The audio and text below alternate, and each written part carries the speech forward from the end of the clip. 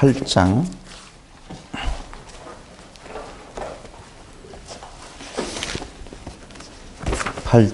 20절 말씀.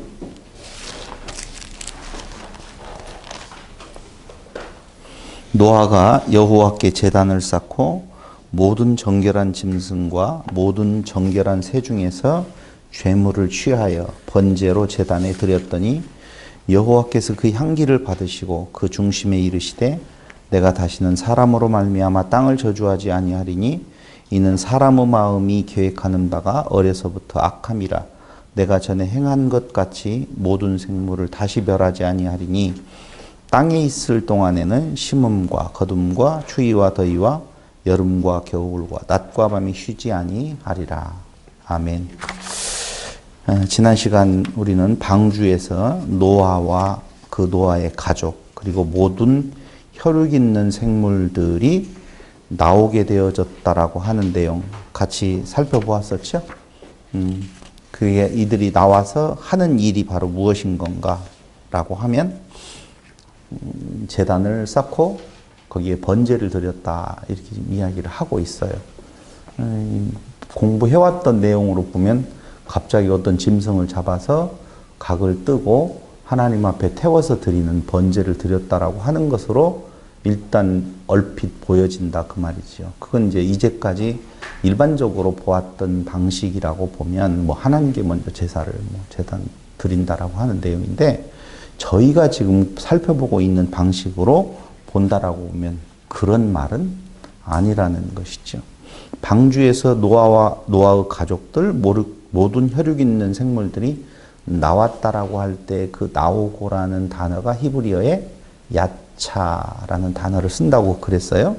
근데 그 야차라고 하는 단어는 죽음의 상태에서 이끌려 나오는 거다. 그래서 방주 안에는 사실 안식이라고 하는 의미로서의 죽음이 있었다라고 말씀을 드렸어요. 한 알의 밀이 땅에 떨어져 썩어 죽으면 많은 열매를 맺고라고 되어 있잖아요. 이렇게 생각하시면 돼요. 별을 우리가 생각을 할 때 밀은 잘 모르잖아요. 별이든 밀이든 한 알이 떨어져서 썩으면 거기에서 싹이 나고 움이 돋고 이제 자라나면 많은 열매가 나오잖아요. 그렇죠? 몇 배의 열매? 100배도 넘지요. 농사를 지어보신 분들이라고 보면 더 많은 열매가 맺어진다라고 하는 내용이 있는데 그런 개념에 있어서의 농사의 개념을 말하는 것은 아닌데 예를 들어서 그러니까 한 알이 떨어져 썩어서 죽으면 이제 뭔가가 나온다는 거예요. 거기서부터 죽음으로부터 생명들이 잉태되어져 나온다는 그걸 생각하시면 돼요. 그래서 많은 열매가 맺어지는 상황 그것을 히브리 단어로 표현한 것이 야차다 이렇게 보시면 돼요. 나오고라고 죽음에서 나오는 단어 그게 야차라고 말씀을 드렸어요. 그래서 이렇게 나오는 것들이 새 땅에서 무엇해지느냐 파라 생육이라고 그랬죠. 생육하고 번성하라고 되어 있잖아요. 그때 그 생육이라는 단어가 파라라고 하는 단어를 쓰고 있는데 그 파라는 열매를 맺다라고 말씀을 드렸어요. 그러니까 죽음에서 생명이 나오면 그 생명이 또 다른 씨가 되어서 씨 가진 열매 맺는 나무가 되어서 다시 그게 또 뿌려지면 어떻게 되어져요? 당연히 또 다른 열매를 또 맺게 되어져 있잖아요. 그래서 여기 지금 한 알의 밀이 떨어져서 썩어서 다른 열매가 나오게 되어지는데 그게 야차인데 이것들이 나와서 무엇하게 해주신다고 하냐면은 번성하게 해주겠다는 거예요. 생육하고 열매가 맺어져서 나오면 번성하게 되어진다라고 되어 있어요. 그럼 번성이라고 하는 단어는 라바, 히브리 단어의 라바 7235번인데요. 증가하다, 많게 하다, 늘어나다라고 하는 거예요. 그러니 열매가 지난 시간 뭐라고 그랬어요? 말이라고 그랬죠? 네. 말이라고 그랬어요. 열매, 말, 선한 말, 깨끗한 말, 지금 신약의 개념으로 말하면 예수. 신약에서는 그 깨끗한 말을 뭐라고 말해요? 하기오스, 푸뉴마, 하기오스, 성령이라고 말씀을 드렸잖아요. 그 성령 충만은 말씀 충만이요. 말씀 충만은 그리스도밖에는 없다라고 하는 거예요. 그 깨끗한 말. 그러니까 여기에서 열매를 맺었는데 깨끗한 말로서의 예수가 맺혀진 거예요. 그럼 그것이 어떻게 되어진다? 번성하게 되어진다. 증가하다. 많게 하다. 늘어나다. 그렇게 해 주신다고 지금 어떻게 약속한 것이라니까요. 약속. 거기까지 지난 시간 살펴보았어요. 그래서 이를 위하여서 8장 18절에서 19절에 보면 생육하고 무엇하기 위해서? 번성하기 위하여서 노아의 가족들이 나왔고 땅 위의 동물들도 방주에서 나왔다고 지금 말하고 있는 거예요. 여기서 우리는 한 가지를 더 살펴본다라고 보면은요. 생육 번성의 첫 번째의 출발, 기초는 방주지요. 방주로부터 나온다고요. 그 지난 시간 방주는 지금 있어야 된다, 없어야 된다? 없어야 된다. 썩어져야 된다라고 말씀을 드렸어요. 그게 바로 예수란 말입니다. 거기가 생육 번성의 첫 번째 기초요, 출발점이라 그 말이에요. 그런데 그 다음은 노아와 그 가족 그리고 나온 동물들이 되겠죠. 첫 번째는 당연히 예수 방주고 그게 썩어서 노아와 노아의 가족 그리고 방주에 있는 동물들이 나오게 되어진단 말입니다. 그러면 당연히 그 나온 그 존재들에 의해서 생육하고 번성이 이루어지려고 보면 나온 존재들의 죽음이 또 담보되어져야 된다 그 말이에요. 그래서 바울이 뭐라고 말해요? 날마다 죽노라 그렇게 말을 하거든요. 그러니까 우리의 성도들의 삶은요. 죽는 삶이에요? 사는 삶이에요? 죽는 삶이에요. 죽으면 살리라 그러잖아요. 살려고 하는 자는 죽을 것이다 그 말이고요. 그런 말들이에요. 생육 번성이라고 하는 내용이 우리가 일반적으로 알고 있었던 것처럼 육적인 후손들이 많이 늘어나가지고 큰 나라를 이루어지는 그런 말이 아니라 무슨 씨, 그리스도라고 하는 씨 가진 자가 그리스도라고 하는 열매를 생산해내게 되어질 때에 그 첫 번째 예수의 죽으심으로 말미암아 되어졌다라고 보면 당연히 그 다음 그 방주에서 나온 씨 가진 열매 맺는 자들도 죽는 거라 그 말입니다. 생육 번성은 죽고 많은 열매를 맺는 거예요. 사는 게 아니에요. 사실은. 중요한 것은 그것을 이루시는 자가 누구냐 이거예요. 죽고 많은 열매를 맺게 하시는 이가 누구예요? 하나님이세요. 어디에서 알 수 있느냐면요. 요한복음 15장 1절로 27절에 보면은요. 참 잘 나와 있어요. 요한복음 15장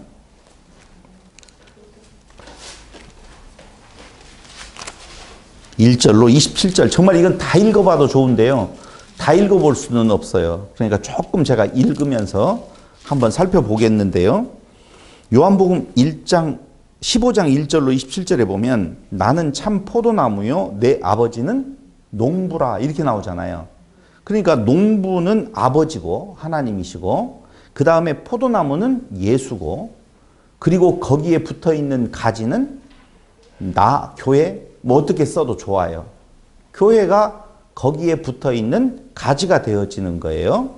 근데 무릇 내게 붙어있어 열매를 맺지 아니하는 가지는 아버지께서 그것을 제거해 버리시고 자 농부 대신 아버지께서 열매를 맺지 아니하면 어떻게 된다고요? 제거해 버려요. 그런데 열매를 맺혀지는 첫 단계는 땅에 떨어져 썩어야 죽어야 된다는 거죠. 맞죠? 당연한 거죠. 이 일을 이루시는 분이 농부가 하는 것은 분명해요. 맞습니다. 아버지가 하시는데 그 아버지는 열매를 맺지 아니하는 가지는 잘라서 밖에 던져버린다 그 말이에요. 그 열매를 맺는 가지는 누가 열매를 맺는 가진 건가? 일단 방주에서 나온 자들이에요. 생육된 자들. 거기에 생명이 있는 자들이란 말입니다. 더 열매를 맺게 하려고 2절 한번 보세요. 제거해 버리시고 무릇 열매를 맺는 가지는 그 열매를 맺게 하려 하여 그것을 깨끗하게 하시느니라. 더 열매를 맺게 하시는 것이 번성이잖아요. 창세기 8장 내용하고 요한복음 15장 내용이 똑같다니까 지금. 농부가 계셔야. 나무 대신 그리스도. 그 나무가 고페르 나무겠죠? 그 나무가 썩어서 죽게 되어지니 거기에서 나오는 존재들이 있어요. 그 열매가 많아졌어요. 근데 그 열매에 의해서 다시 심겨지고 또 더 많아지는데 그 열매를 더 많게, 더 열매를 맺게 하시려고, 즉 번성케 하시려고 그것을 깨끗하게 하시느니라. 깨끗하게 해야 된대요. 가지를 잘 쳐주고 깨끗하게. 그럼 깨끗하게 하는 것이 뭐냐? 예수 안에 거하는 깨끗한 말을 갖는 거거든요. 맞죠? 아니 깨끗하게 하는 건 뭐냐면요. 하기오스라고 이야기를 했잖아요. 저기에서 신약에서는. 근데 이 깨끗하다 거룩하다라고 하는 내용들이 다른 어떤 외적인 내용에서라든가 윤리와 도덕적으로 내가 무엇을 행위해서 되는 것이 아니고 오직 한 가지밖에 없어요. 거룩하신 그분 안에 거하는 거거든요. 그 생명이 내 안에 있는 것을 지금 말하는 거예요.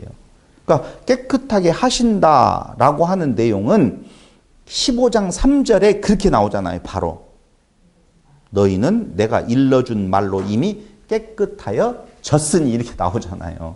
정확하게.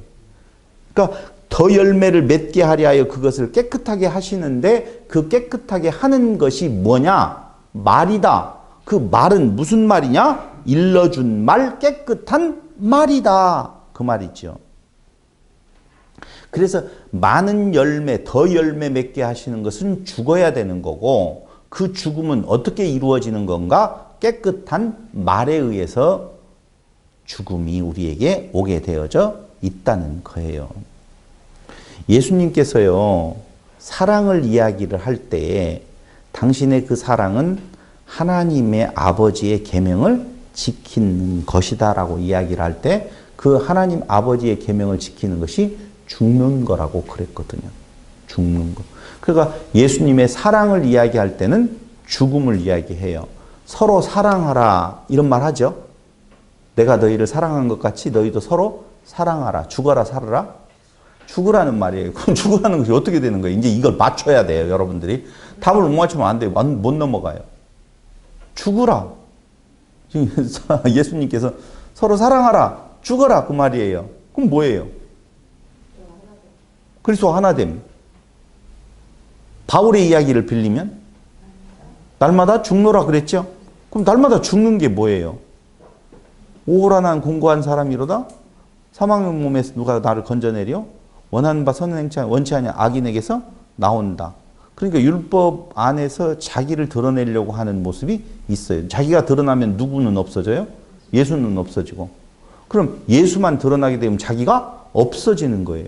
그러니까 내가 그리스도와 하나 되었다라고 하는 말은 내가 없어졌다. 내 복이 떨어져 나갔다. 지금 그 말이거든요.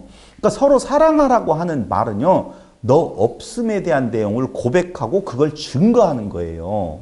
예수만 증거하는 것이 사랑인데 우리는 무엇을 사랑으로 쌀말이나 갖다 주는 것이 사랑인 줄 안다니까. 그래서 성경은 뭐라고 이야기하느냐. 너희 몸을 불사르는 것에 내어줄지라도 사랑이 없으면 아무것도 아니다.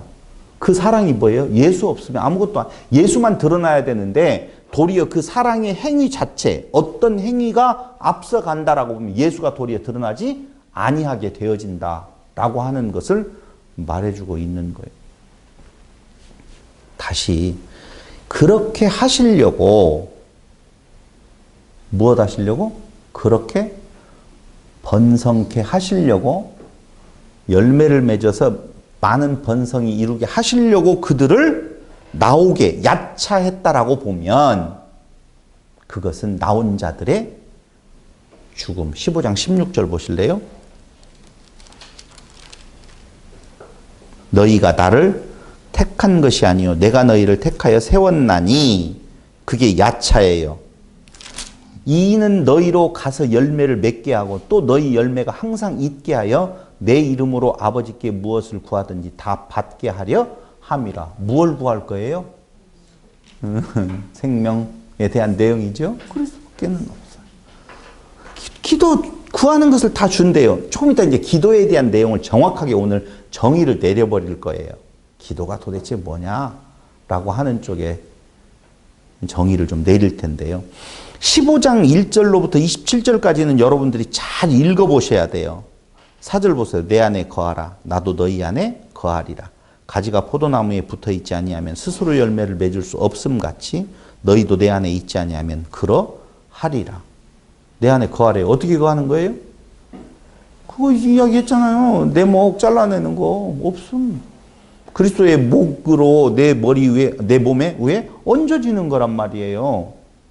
지금 그런 말이에요. 나는 포도나무, 너는 가지라. 그가 내 안에, 내가 그 안에 거하면 사람이 열매를 많이 맺나니.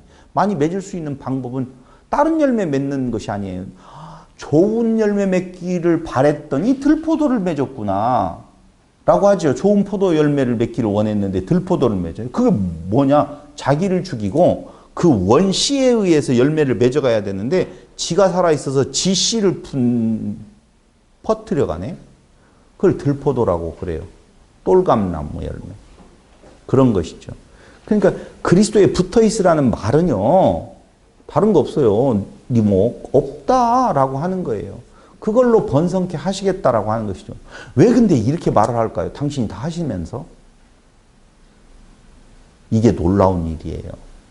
분명히 아까 이야기했잖아요. 방주에서 나왔으면 이제는 다 된 것 같잖아요. 근데 우리는 이전 시간에 공부한 것처럼 거기에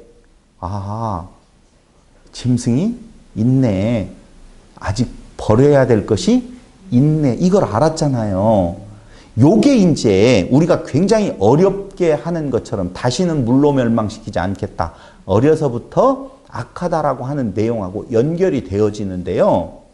그런 내용을 지금 말하는 거예요. 나왔으면 끝났는데 뭘 붙어 있으라고 말을 하느냐라고 하는 것은요. 육체를 가지고 있는 한에서는 계속적으로 그게 반복적으로 일어난다. 심음, 거둠 이런 것들에 대한 내용이 8장 뒷부분에 대한 내용을 다 설명을 하는 거예요. 사람이 내 안에 거하지 아니하면 가지처럼 밖에 버려져 마르나니 사람들이 그것을 모아다가 불에 던져 사르느니라. 너희가 내 안에 거하고 내 말이 너희 안에 거하면 무엇이든지 원하는 대로 구하라. 그리하면 이루리라 라고 나와요. 근데 이 뒤에 것은 여러분들이 잘 읽어보시면 좋겠습니다. 13절 한번 볼래요? 사람이 친구를 위하여 자기 목숨을 버리면 이보다 더 큰 사랑이 없나니. 친구를 위하여 자기 목숨을 버려 썩어. 사람들 앞에 드러내고 싶어요? 자기가 없음의 상태가 되고 싶어요? 사는 것이 다 드러내고 싶은 건데요, 뭐. 제일 기분 나쁜 것이 자기 존재에 대해서 인정해주지 않는 것에 대해서 제일 기분 나쁘잖아요. 근데 없어요. 믿음의 선진들의 그 아름다운 모습들을 볼 때에는 왜 나를 주목하느냐? 나 아니다. 나는 아무것도 아니다. 너희하고 똑같다. 그리스도를 바라라고 이야기를 하잖아요. 근데 오늘날의 교회 그거 아니에요. 정말 그게 아닌 것을 보잖아요.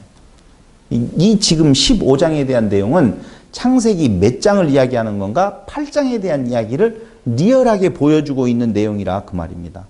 그리고 이제 8장 20절에 보면 이제 알겠죠? 거기 19절까지에 대한 내용은 무슨 이야기인지 감이 좀 잡혔을 거라고 생각을 해요.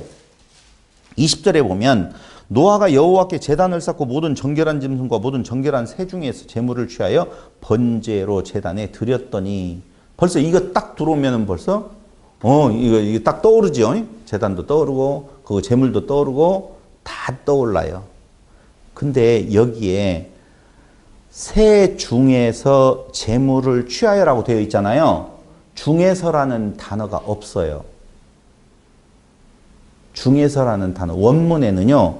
중에서. 그러니까 우리는 지금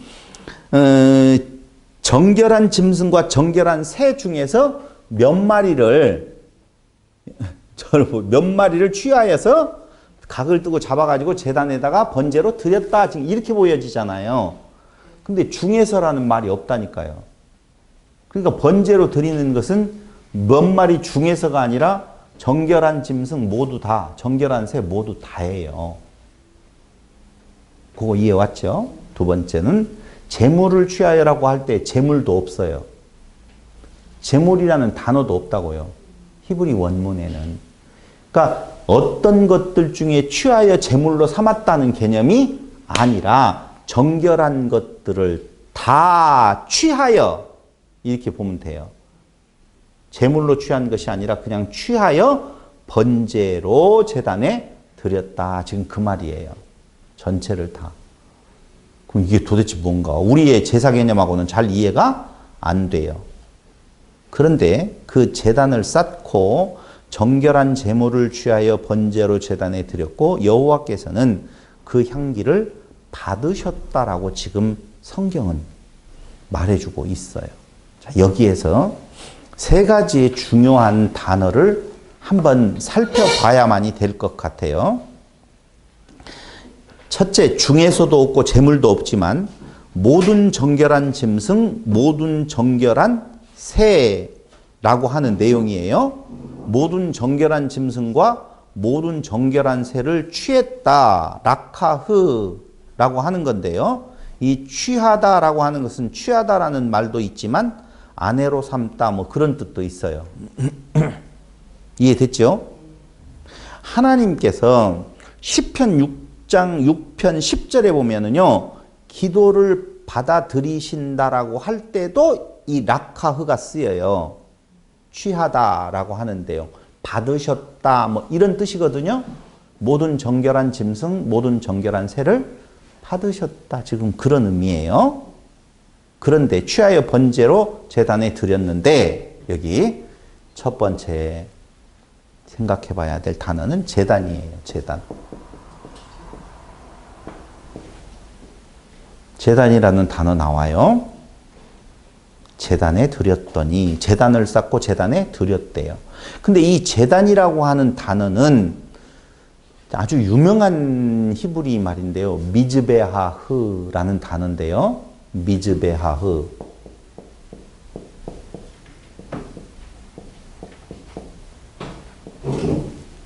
이 미즈베하흐라고 하는 단어는요. 제단, 번제단, 향단으로 쓰여요.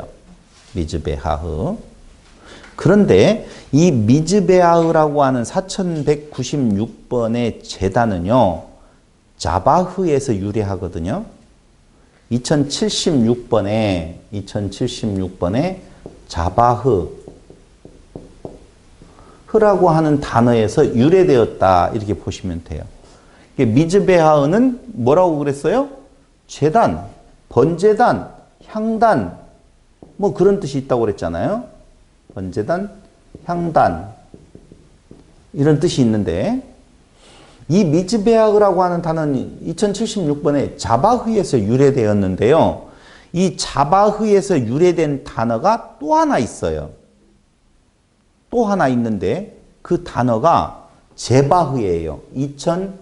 2077번에 제바흐라고 하는 단어도 제사라고 이야기할 때 제바흐라는 단어를 쓰는데 살육, 도살된 동물의 육체, 희생, 제사, 제물. 잠깐만요. 이거 뭐라고 해요? 제바흐. 근데 이건 뭐라고요? 제사. 우리가 흔히 말하는 제사, 제물, 희생이라고 하는 내용의 단어 2077번 제바흐는 살육, 도살된 동물의 육체 뭐 이런 뜻이 있단 말이에요.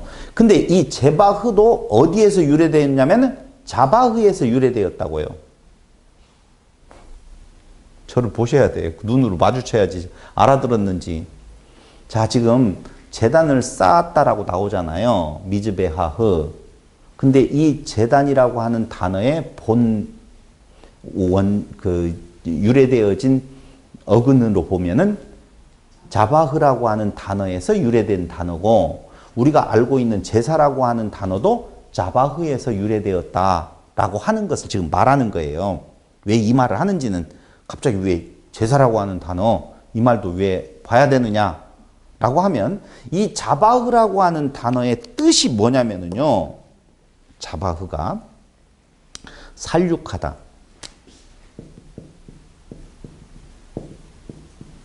이건 동물을, 이해됐죠? 살육하다, 동물들을 살육하다, 제물로 바치다, 희생을 드리다, 이런 뜻이 있어요. 희생을 드리다. 살육하다, 희생을 드리다, 그리고 제물로 바치다. 그러니 제사라고 하는 것도, 제단이라고 하는 것도 결국은 어떤 동물의 각을 떠서 살육해서 희생을 드리는, 제물로 바치는 것이 바로 뭐라고요? 제단, 제사라고 하는 단어가 갖고 있는 뜻이다, 그 말이에요. 거기까지 이제 이해가 됐으리라고 생각을 합니다. 그런데 제바흐라고 하는 이 단어나 미즈베하흐라고 하는 그 단어나 둘 다 자바흐에서 유래되어졌고, 그 자바흐라고 하는 것은 동물들을 살육하고 희생을 드리고 제물로 바치다 라고 하는 뜻을 가지고 있다고 했어요. 여기까지 이제 하나. 근데 제단을 쌓고 그 제단에 무엇을 드렸다고 나와요? 번제를 드렸다, 이렇게 나오잖아요. 번제를. 그럼 도대체 번제는 무엇냐? 이걸 한번 보자는 거예요. 그러니까 먼저는 제단이 뭐고 번제는 무엇냐? 제단에서 번제를 드렸다라고 하니 번제는 무엇인가를 좀 알아봐야 되겠다 이거예요. 번제는요, 너무 쉬워요. 우리가 뭐 잊어먹을 수가 없어요. 번제라고 하는 단어는요, 여러분들이 너무 언제든지 기억이 나요. 히브리 말로 번제는 올라예요. 올라. 왜 올라가 애기 쉽냐면은, 번제를 태워서 드리면 연기가 올라간다 라고 할 때 올라, 이런 뜻으로 외우시면 돼요. 쉽죠? 올라예요. 근데 번제, 이 말은요, 올라라고 하는 단어는 번제라는 뜻도 있는데 그 안에는 오르막길, 그 다음에 계단, 이런 뜻이 있거든요.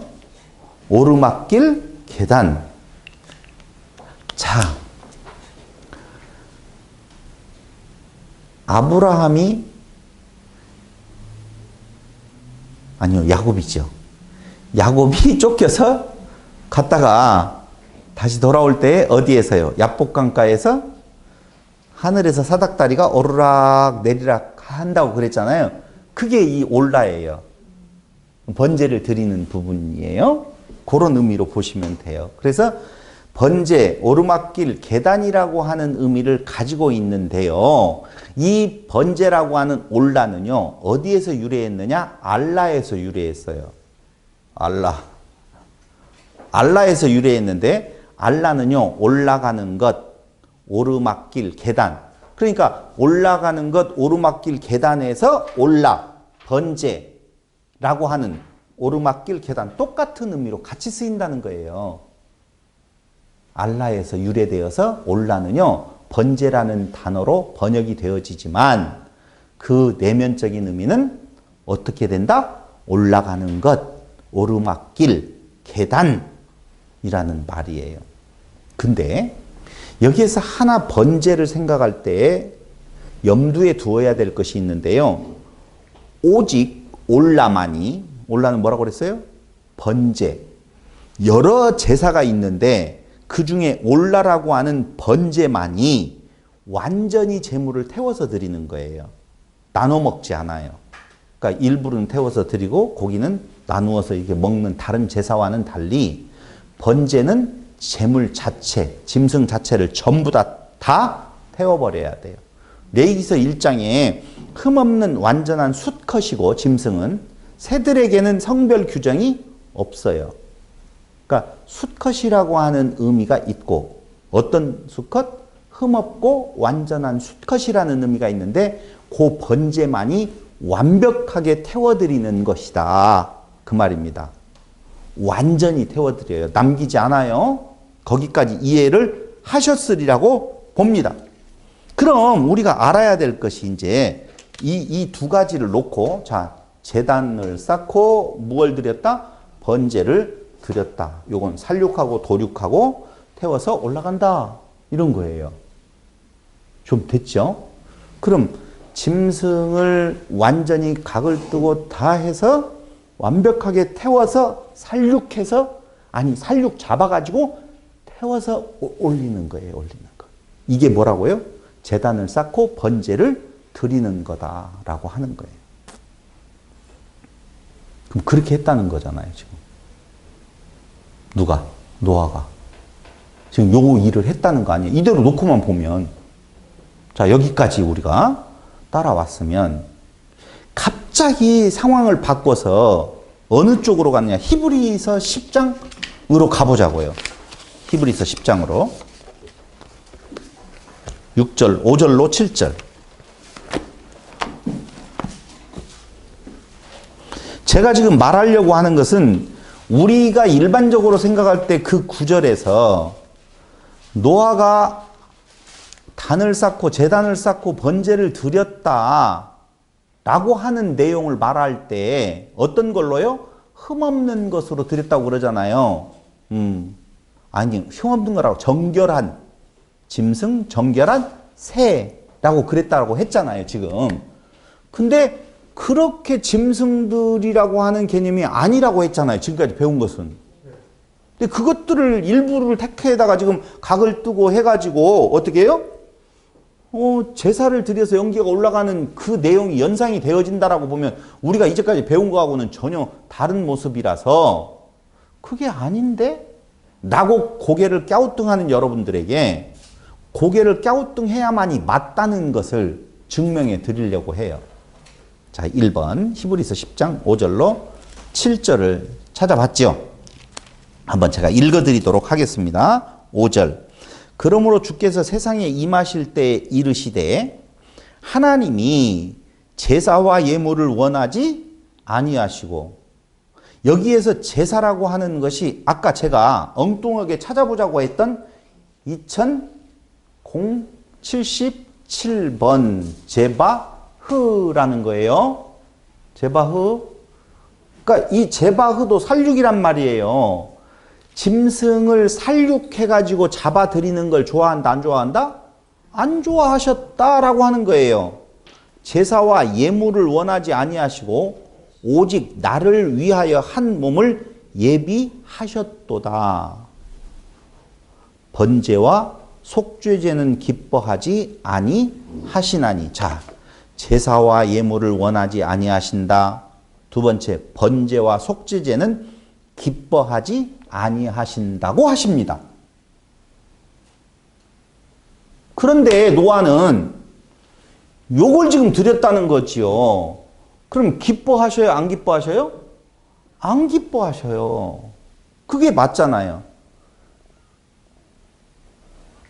그런데 창세기 8장에 보면은 기뻐하셨다, 안 기뻐하셨다고 나오냐면은요, 향기를 받으시고 그 중심에 있으되 내가 다시는 사람으로 말미암아 땅을 저주하지 않는다고 나오잖아요. 향기를 어떻게 해요? 받으셨다라고 나오잖아요. 기뻐하지 아니하시고 원하지 아니하신다라고 하는데 그걸 향기롭게, 그러니까 우리 길거리 지나가다 보면 돼지불고기 굽는 냄새가 얼마나 향기로워요. 그래서 갑자기 배고파지잖아요. 그러니까 하나님께서 이렇게 살육하고 태워서 드리는 번제의 향기를 맡으시고 잘했다 이렇게 하셨다는 거잖아요. 근데 그거 안 좋아한대요. 기뻐하지도 아니하시고 예물을 원하지도 아니하신다고 나오네요. 분명히 또 하나 찾아보기를 바랍니다. 여기 이렇게 나왔다면 예레미야 7장 22절. 예레미야 7장 22절.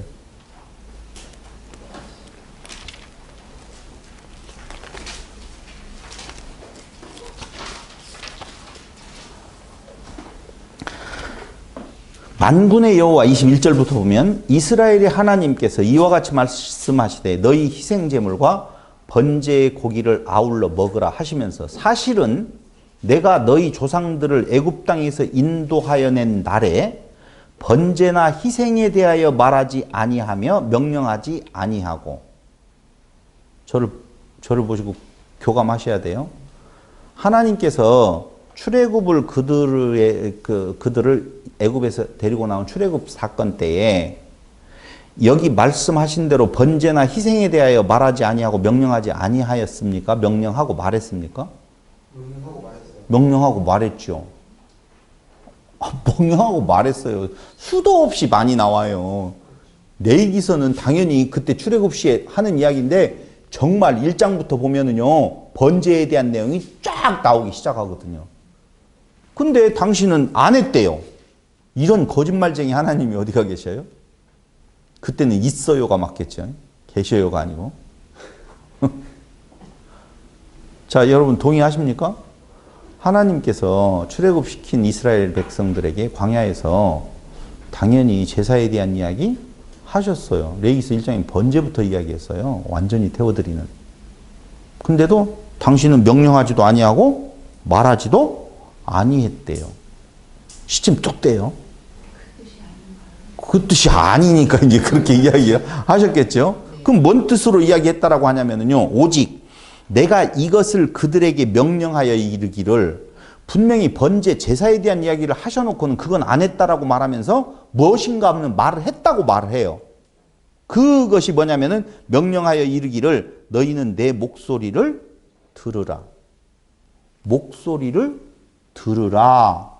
번제나 희생에 대해서 말하지 아니하며 명령하지 않았다고 하는데 레위기서 1장부터는 번제가 나오고 엄청 많이 나오고 정말 많이 나오는데 말하지 않으셨다라고 이야기를 하시는데 23절에 보니까 명령하신 것은 하나님의 목소리를 들으라 하셨다고 하시네요. 그 소리, 그 명령하신 것을 들으면 복을 받는다고요? 또 순종하지 아니하며 귀를 기울이지도 않았다라고 7장 24절로 25절을 가보세요.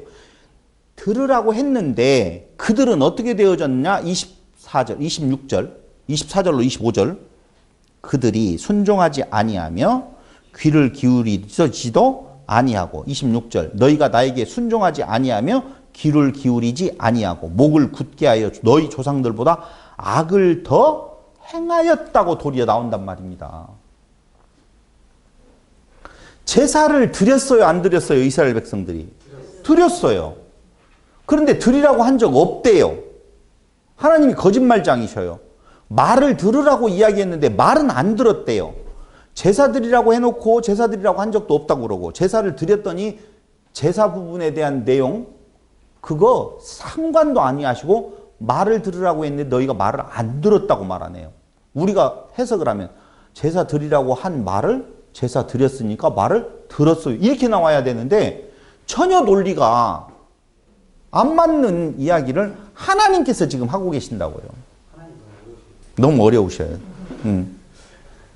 고 하시면서 그것을 뭐라고 이야기하냐? 악을 행한 것이라고 책망하신다 그 말입니다. 그러니까 이 말은 무슨 말이냐면요. 요런 거예요. 겉으로 드리는 것. 겉으로 드리는 것은 나를 드러내는 자기의 의가 드러나는 것이고 그 제사 드리라고 하는 그 명령은 그 말은 그 겉으로 드러나는 것이 아니라 그 제사 속에 담겨 있는 뜻이 있다고 그랬잖아요. 그 뜻을 너희가 알으라고 하는 건데 그들은 그 겉으로 들려지는 말로 그걸 행함으로 인하여서 내가 제사를 드렸어요. 그게 예수님 당시에 이스라엘 사람들이 뭐라고요? 나는 이렇게 기도했고 가난한 자를 도왔고 안식일을 지켰고 이런 것들 이야기하잖아요. 이게. 그래서요. 그걸 명확하게 해주는 지금 내용까지도 명확하지만 성경이 더 명확하게 말해주는 내용이 있다는 거예요. 한 번 더 찾아봐야 돼요. 사무엘상 15장 22절.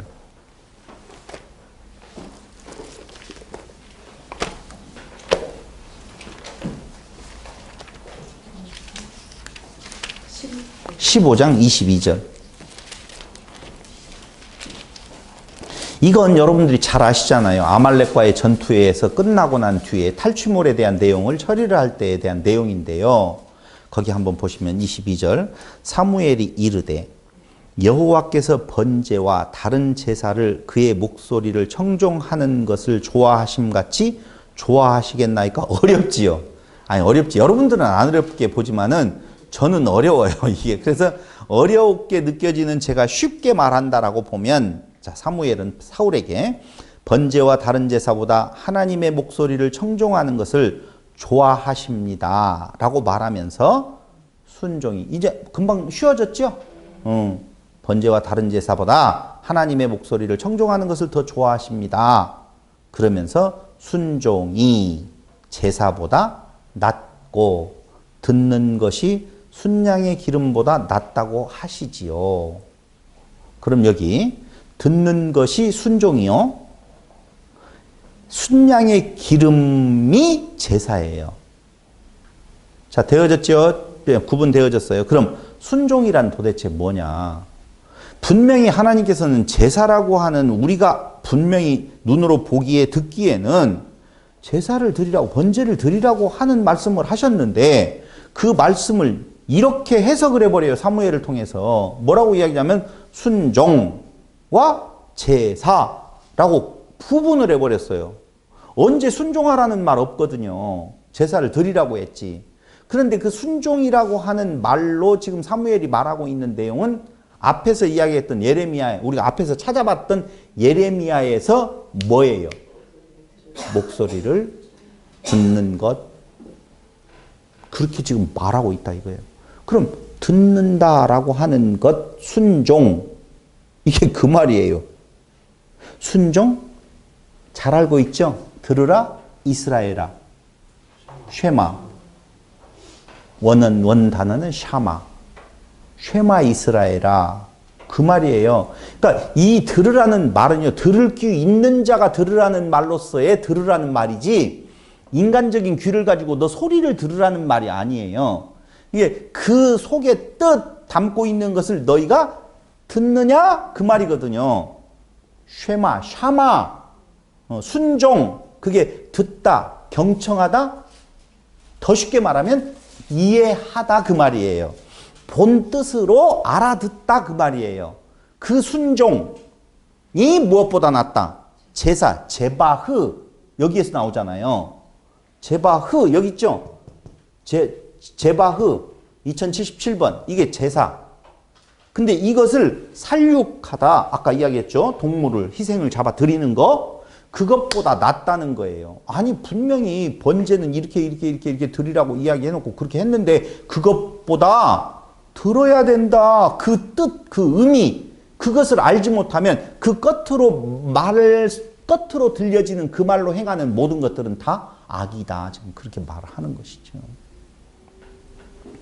제사보다 낫고 라고 말을 하는 거예요.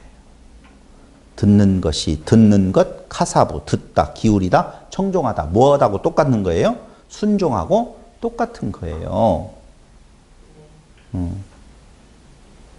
그러면은요, 즉, 제사 드리라는 말은 그 말을 겉으로 들으면 제단은, 아까 미즈베하의 그 제단 쌓는 그 제단은 자바흐, 즉 살육의 장소가 되고 살인의 장소가 된다니까요. 살인하지 말아라 라고 이야기할 때는요. 이웃을 죽인다 그런 말이 아니에요. 그게 뭐라고요? 야, 그렇죠. 그렇게 하면 안 돼. 제사 드려야 돼. 오늘날로 말하면 예배 드려야 돼. 기도해야 돼. 라고 하는 내용, 그 끝으로 전해주면 그걸 그대로 듣는 그를 어떻게 하는 거예요? 죽이는, 살인하는 거라 그 말이에요. 지금 그 말이에요. 그래서 제사들이라는 말을 겉으로 들어서 제단을 쌓게 되어지면 그것은 살육의 장소가 되고요. 본 뜻, 즉 아버지의 마음으로 들리면 정확하게 말하면 들리면 그게 뭐가 되어지느냐?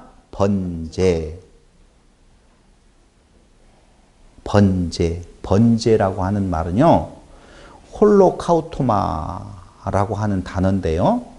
왠지 홀로카우토마라고 하니까 한 단어인 것 같아요? 두 단어인 것 같아요? 두 단어예요. 합성어예요. 그럼 번제라고 하는 내용, 이 번제라고 하는 단어는요, 홀로스라고 하는 단어와 카이오라고 하는 단어의 합성어인데요. 홀로스는 모든, 전체, 완전한이라는 뜻이 있고요. 카이오는요, 불붙이다, 태우다, 사르다는 뜻이에요.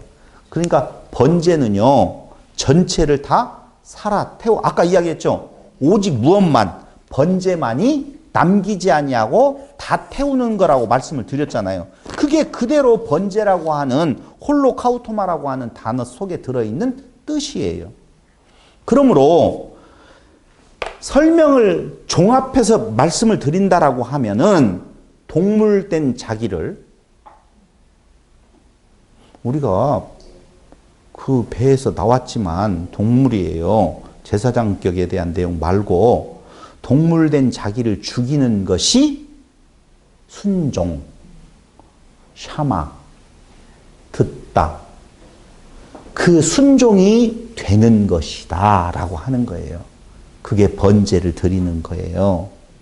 겉으로 드리는 제사 행위는 하나님을 버리는 것이라고 사무엘상 15장 23절에서 말하고 있어요.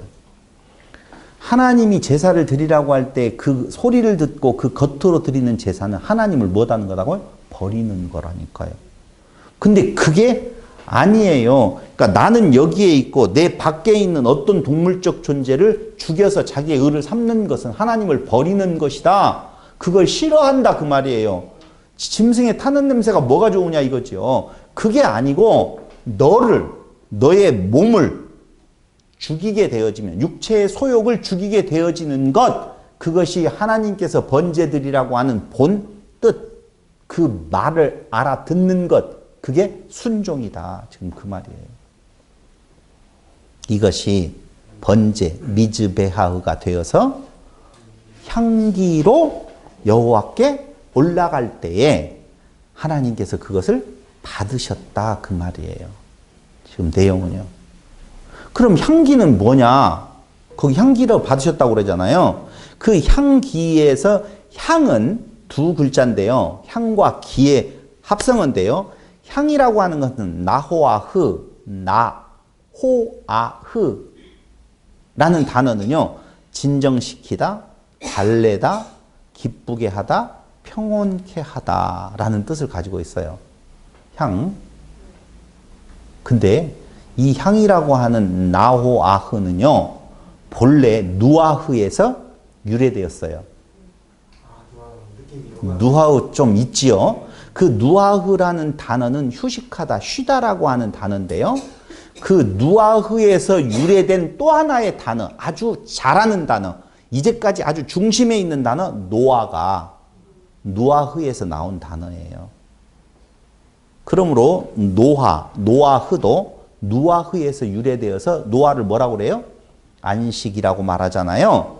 그런 것처럼 여기 향기라고 할 때 향이라고 하는 나호아흐도 진정시키다, 달래다, 기쁘게 하다, 평온케 하다라고 하는 뜻을 가지고 있는 것으로서 누아흐에서 휴식하다, 쉬다에서 유래되었다라고 하는 거예요. 그러니까 봐봐요. 진정한 번제는 자기 육체의 소욕을 죽이는 거예요. 그래서 향기가 되어져 올라가는데 여러분, 자기를 죽이면 뭐가 되어져요? 예수가 되어져요. 그 말이에요. 그걸 받으신다는 거예요. 예수만 받으신다는 거예요. 그게 뭐예요? 안식이에요. 그게 하나님이 기뻐하시다 평온케 하다 지금 그 말을 하고 있는 거라니까. 그래서 기라고 하는 단어는요, 레아흐인데요. 냄새, 향기, 진정시키는 달래는 향내라고 하는 의미에 있어서 루아흐에서 이것도 유래되어진 거예요.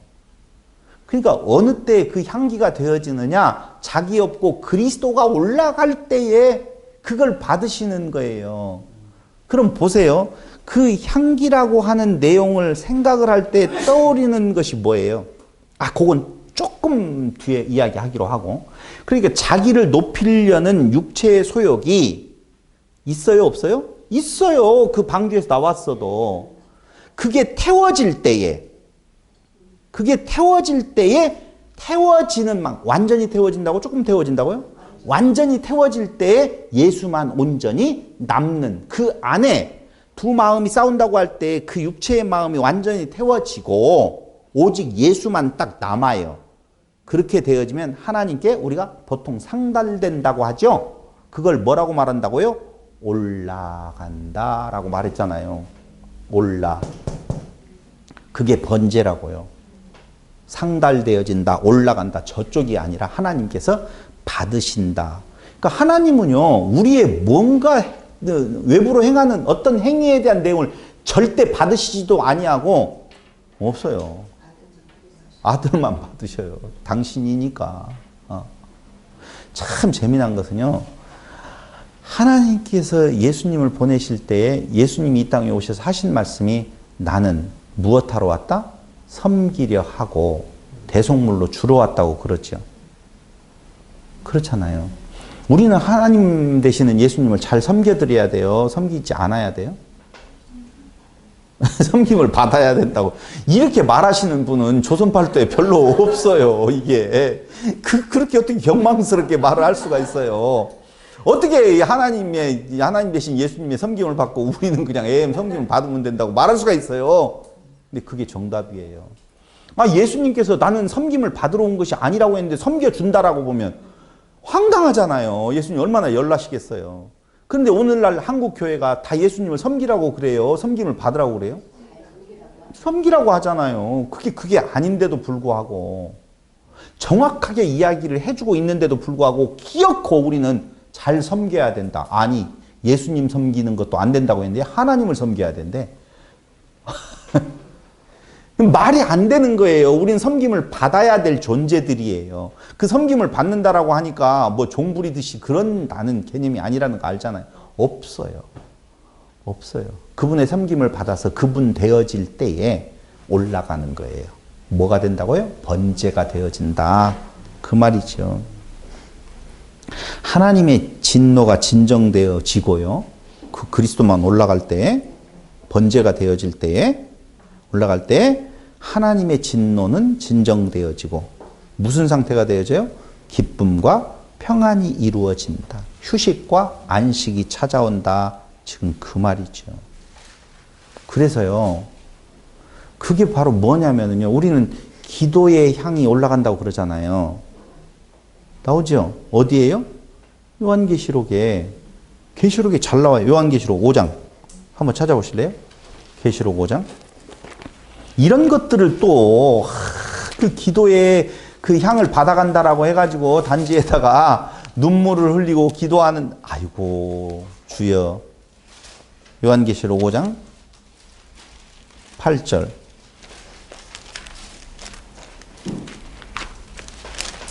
우리 같이 한 절이니까 같이 읽어보겠습니다. 시작. 그 두루마리를 취하심에 네 생물과 24장로들이 그 어린 양 앞에 엎드려 각각 검은고와 향이 가득한 금 대접을 가졌으니 이 향은 성도의 기도들이라. 단지 하나가 있는데 그게 무슨 단지예요? 향단지인데 기도단지라고 그러잖아요. 기도들이라고 했잖아요. 맞아요? 예? 아니, 다시 이야기할 거예요. 금 대접을 가졌으니, 향이 가득한 금 대접. 아까 여기 향기 이야기했죠? 향이 가득한 금 대접을 가졌는데 그 향이 바로 뭐냐면은 성도의 기도들이라 그렇게 나오네요. 그럼 기도는 뭐예요? 그의 나라와 그의 의를 구하라고 그랬죠? 그럼 그의 나라와 그의 의 대신 예수 그리스도를 구하는 거예요? 예수 그리스도만 구하면 나는 없는 거라니까요. 그게 나를 태우는 거예요. 그러니까 기도는요, 주시옵소서가 아니에요. 그래서 제가 기도할 때마다 뭐라고요? 죽여 주시옵소서라는 거예요. 그게 진정한 기도라니까. 왜? 끝없이 올라오는 나의 의가 있어요. 그것을 죽여달라 그 말이에요. 이것은요, 구원을 향하는 나의 어떤 행위의 부분에 대한 내용을 말을 하는 거죠. 없어요. 죽여주시옵소서가 정확한 기도예요. 그래서 너희는 이렇게 기도하라고 할 때 주기도문에서 그의 나라와 그의 의를 구하라. 그 말이 뭔데요? 너 없다는 거예요. 하늘에 계신 우리 아버지야 라고 쭉 갔었을 때 그의 나라와 그의 의를 구하라고 하는 말로 딱 정리가 되어지는 것은 나는 없어. 그 말. 근데 왜 기도해요? 스물스물 올라오니까 기도하는 거예요. 스물스물 올라온다니까. 그게 애시당초 없으면 기도할 것이 없다니까요. 근데 삶 속에서 스물스물 올라와요. 계속적으로 그 수채구멍에서요, 끊임없이 벌레가 기어 올라오듯이 계속 스물스물 올라온다니까요. 그 올라오는 내용을 보고 어떻게 해요? 주여. 이게 기도라고요. 근데 뭘 먹을까 마실까 입을까를 구하지 말라고 하는 말이 그 말이라. 뭘 먹을까 마실까 입을까라고 하는 것은 나 있음이에요. 그래서 그걸 구하지 말고 그의 나라와 그의 의를 구하라 라고 하는. 일용할 양식은 뭔데요? 그분이에요. 그러면서 요한계시록 8장 3절로 4절에 보시면 또 나와요. 또 다른 천사가 와서 제단 곁에 서서 금 향료를 가지고 많은 향을 받았으니 이는 모든 성도의 기도와 합하여 보좌 앞 금제단에 드리고자 함이라. 또다시 뭐예요? 향인데 성도의 기도. 성도의 기도는 무슨 기도겠어요? 이 대목에서 갑자기 부자 되게 해달라고 하는 게있어요? 건강하게 해달라고 하는 것이겠어요? 아니면 이 고난에서 빨리 구출해달라고 하는 것이겠어요? 이 고난에서 구출해달라고 하는 것은 데려가달라고 하는 육체의 약함으로 인하여 드리는 기도겠죠. 하나님의 뜻이 어디에 있는지 이것으로 인하여서 신앙이 그리스도를 버리지 않도록 해달라고 하는 기도지, 이게 무슨 내 지금 상황을 변화시켜달라고 하는 내용이 아니라는 거예요. 그게 향기라 그 말입니다. 태워드리는 거, 살육해서. 외부에 있는 짐승을 살육해서 드리는 것은 하나님이 싫어하시는 거고, 내 안에 육체의 소욕, 짐승의 소욕, 짐승과 같은 존재가 있는 것에 대한 내용을 죽이는 거예요. 그래서 방금 이야기한 것처럼 향기를 무엇했다고요? 받으셨다라고 할 때 향은 나호와 흐라고 말씀을 지금 드렸잖아요. 그렇죠? 그런데 거기 한번 보세요. 다시 넘어가서 요한계시록 말고 8장으로 넘어가 보세요.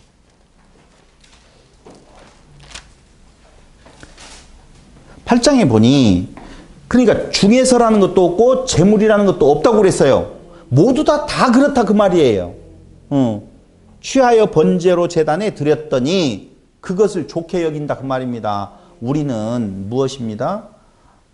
스스로 설 수 있는 존재가 아닙니다라고 하는 자기 죽음에 대한 모습을 하나님께서 그걸 향기로 받으시고 그 중심에 이르시되, 그 내용을 따라가는 것이지 갑자기 엉뚱한 거 안 나와요. 그 중심에 이르시되 내가 다시는 사람으로 말미암아 땅을 저주하지 아니하리니.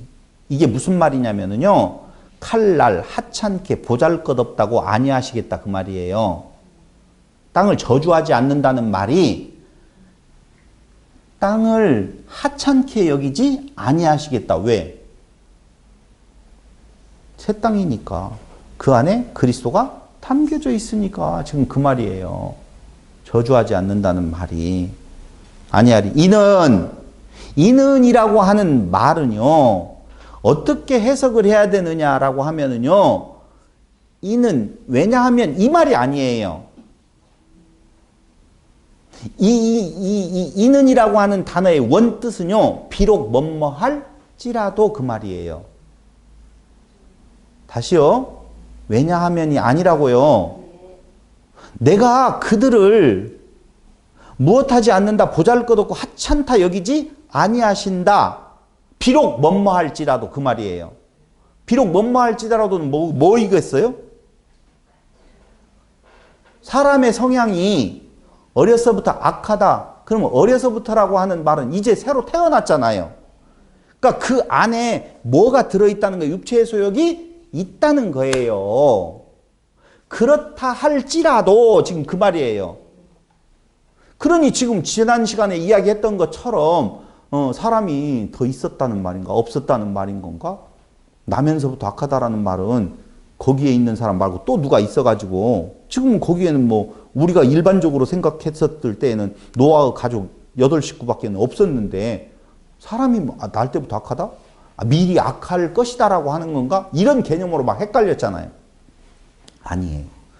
그 안에 있는 동물적 사람이든 누구라 할지라도 그들에게서 그 처음 날 때 이제 방주에서 나왔었을 때 그때부터 뭐가 있어요? 아직 그 안에 짐승적 존재, 악이 악쪽으로 기울어져 있다 그 말이에요. 누구조차도 노아라 할지라도 그 말이죠. 마음의 성향이 악쪽으로 기울어 있을지라도 이는이라는 단어가 그런 단어라고 그랬어요. 그럴지라도 이제는 그 안에 뭐가 있어요? 향기가 있다고요. 아까 향기를 받으셨다고 그랬잖아요. 향기가 있어요. 그 향기는 누구예요? 그리스도예요. 그리스도의 향기, 그리스도를 가지고 있으므로 그 말이에요. 사람의 마음에 계획하는 바가 어려서 악할지라도 내가 전에 행한 것 같이 모든 생물을 다시 멸하지 아니하리니 이 말은 방금 이야기한 것처럼 근본적으로 그리스도의 향기를 가진 존재이니 다시 멸망하지 아니한다 그 말이죠. 그러니까 지금 상태에서 동물적 속성이 남아있을지라도 그 속에 그리스도를 인하여서 멸하지 아니하시겠다. 지금 그 말이거든요. 그런데 이 말이요. 신약성경 어디에서 굉장히 리얼하고 더 자세하게 말씀을 해주고 있냐면은 어디겠어요? 복음의 진수가 담겨져 있는 로마서 몇 장? 그렇죠. 아무거라도 이야기하면 3장부터 막 올라가서 쭉 올라가다 보면 12장 넘어 다음에 몇 장이 나오죠? 11장 다음에 13장 나와요. 12장에 1절에 보면 거기 로마서 12장 1절 보세요. 그러므로 형제들아 내가 하나님의 모든 자비하심으로 너희를 권하노니 너희 몸을 하나님이 기뻐하시는 거룩한 산제물로 드리라. 여기 나와 있죠? 아까 요런 제물 아니고 거룩한 산제물. 아까 거룩한 산제물 이 로마서에서 나오는 것은 창세기 8장으로 가면 어떤 제물? 흠없는. 아니 나왔잖아요. 흠없는 이로 아니요 정결한. 죄송해요. 네네네네. 정결한, 흠없는 그 산제물로 드리는 거예요. 그 산제물이 흠없는 점없는 제물이 어디가 있어요? 그런 거 아니고요. 그리스도를 드리는 것이 산제물, 거룩한 제물, 하나님이 기뻐하시는, 아까 기뻐하시는 다 왔어요? 안 나왔어요? 나호, 아흐. 기쁘게 하다, 평온케 하다, 진정시키다. 그러니까 하나님의 진노를 진정시키는 향기로서의 제물이 있다. 그건 그 육체를 태워서 그 짐승의 그 몸을 태워가지고 드리는 그것이 향기롭다는 것이 아니라 그리스도를 받으시는 그 모습을 지금 12장 1절에 너희 몸을 하나님이 기뻐하시는 거룩한 산제물로 드리라. 너희 몸은 뭐라고요? 그리스도가 머리로 있었을 때 거룩한 산제물이 되어지고 향기로운 제물이 되어지지 그리스도의 머리가 없는 내 머리를 갖고 드리는 무슨 이것 다 태워서 드린다. 그게 뭐예요? 너희 몸을 불사르는 곳에 내어줄지라도 그게 번제예요. 끝에 번제. 필요 없다 그 말이에요. 이는 너희가 드릴. 근데 그럴지라도 뭐가 없으면? 사랑이 없으면. 누구 없으면? 예수 없으면. 사랑이 없으면이라고 할 때 예수만 사랑이다 그 말이에요. 사랑이 없으면 헛것이다 그 말입니다. 이것이 너희가 드릴 뭐라고요? 영적 예배니라. 여기 하나님이 기뻐하시는 거룩한 산 제물이라고 할 때 거룩한이라고 하는 단어가 무슨 단어를 쓰겠어요? 헬라어. 찾아보지 말고 상상으로 해봐요. 하기오스. 깨끗한, 거룩한. 거기에서 하기오스를 써요. 그러니까 성령이라고 할 때도 푸뉴마 하기오스. 깨끗한 말. 그러니까 우리가 그리스도를 드린다라는 말이 뭔 말이에요? 깨끗한 말, 거짓이 없는, 섞이지 불순물이 없는, 오직 그리스도 외에는 다른 길 없습니다. 그러면 참 우리의 삶도 평안해질 거예요. 영원히 숙제지만 내가 있음으로 인하여서 삶이 피곤한 거예요. 내가 세상을 주인 되어져서 살아가면 좋을 것 같지만요, 그것같이 피곤한 일이 어디가 있어요. 그러니까 가장 좋은 상태가 어떤 상태예요? 내가 없어지고 오직 그리스도만 남아있으면 평안이 찾아오게 되어 있는데 안 돼요. 그럴 수 없어요. 그럴 수 없어요. 그래도 다시 멸하지 아니하는 것은 너희 안에 그리스도가 있다. 네가 그리스도이기 때문에 다시는 멸하지 아니한다. 그 말이에요. 그러므로 성령이 내주하시면, 깨끗한 말이 있으면, 오직 그리스도만 있으면, 지난 시간 이야기했어요? 내가 그렇습니까? 안 그렇습니까? 어려워도 아닌 것은 골라낼 수 있다고 그랬잖아요. 적어도 우리의 행위, 각을 떠서 드려야 된다라고 하는, 내 공로가 있어야 된다고 말하는 것들은 벌써 걸러내야 될 필요가 있다. 내가 그러냐 안 그러냐는 차치하고라도 이 하나님의 사랑이, 그 다음에 이제 나오는 내용이 시간이 지났지만 심음과 거듭, 그 상태가 무엇인가를 다음 시간 잠깐 이어가면서 9장으로 넘어가도록 하겠습니다. 기도드리겠습니다. 고마우신 아버지 하나님, 오늘 우리에게 그리스도를 통하여서 드려지는 아름다운 제물 되게 하시는 은혜를 진실로 감사드립니다. 날마다 죽노라 고백했던 바울의 고백이 오늘 우리의 고백이 되어지게 하시기를 예수님의 이름으로 기도드립니다. 아멘.